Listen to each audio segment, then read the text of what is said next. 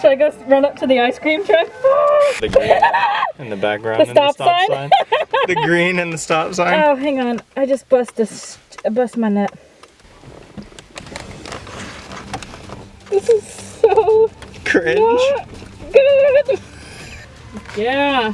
Mad Max, Fury Road. Woo!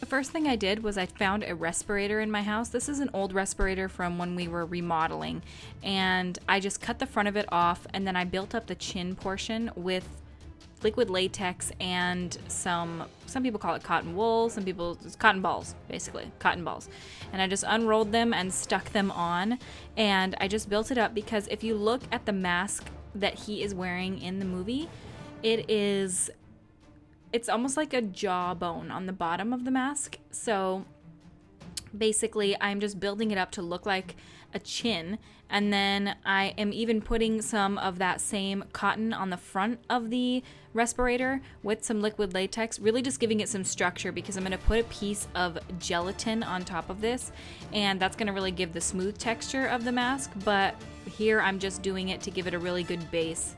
If you want a tutorial on how to make this gelatin mixture, then I will put it in the description of this video. It's not me, it's somebody else, but you can watch that and it shows really well how to make this mixture. Cut out the pieces in the sizes and shapes that match his mask. So basically I'm using a reference photo. So I'm using the Mayron Paradise paints, and they're a water activated paint.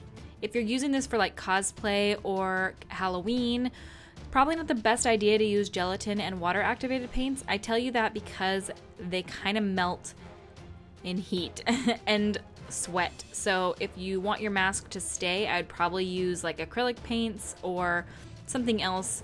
The gelatin will work, but it doesn't want to stay very well and it gets kind of sweaty. So just keep that in mind if you're using this for like an event. But for something like photos, then it looks really good.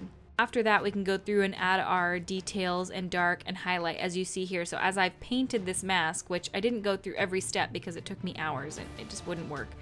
But basically, you just take your reference photo and work off of it. And that's what I'm doing here.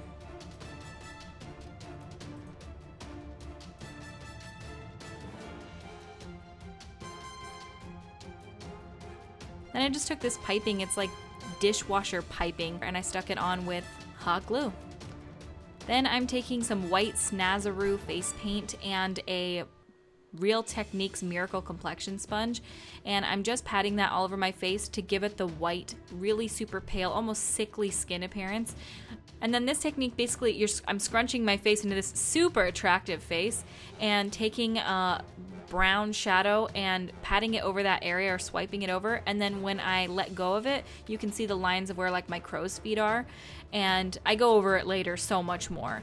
And then I'm taking my Melt Cosmetics Dark Matter eyeshadow stack, and because it's like the perfect skew of colors, basically it's reds and blacks and browns, and it's the only colors I'm using on my face anyway, and I am just doing it to the reference photo. So he's got red under his eyes, he's got black on the top of his eyes, and in the outer corners of the eyes it goes up higher, almost like he's in a consistent grimace, pissed off face.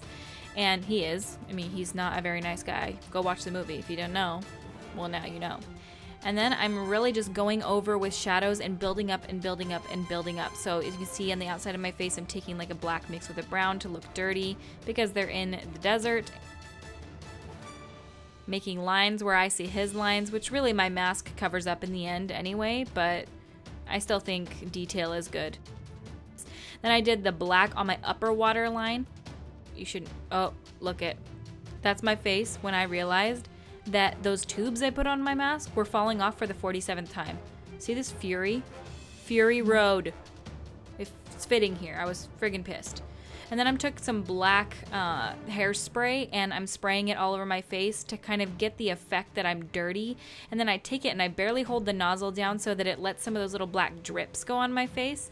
And you can see I kind of pat them in to make them a little less noticeable. I don't know if it's recommended to put on your eyes. I would say not, since it's a lip liner. But, you know, caution. I probably wouldn't do it if I were you, but it didn't irritate my eyes at all.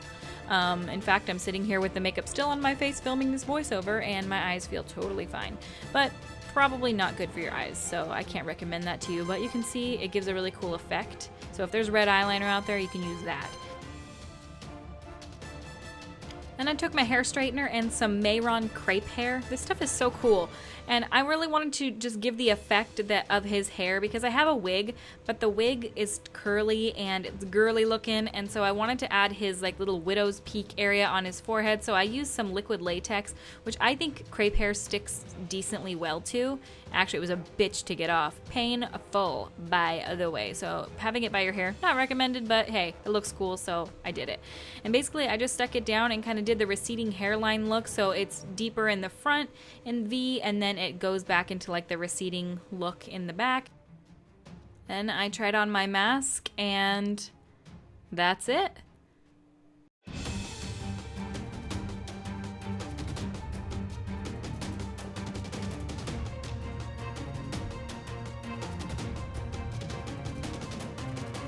Thank you guys so much for watching. I hope you guys really liked this. If you did, please share it. If you would like to, subscribe to my YouTube channel. I put out new videos every Monday, Wednesday, and Friday. Follow me on Instagram, Facebook, Twitter, Snapchat. All my social media links are down below. I thank you guys so much for watching, and I'll see you at my next video. I think my appendix ruptured. Hang on. I'm pretty sure you don't have one. I have an appendix. Oh. I don't have a gallbladder.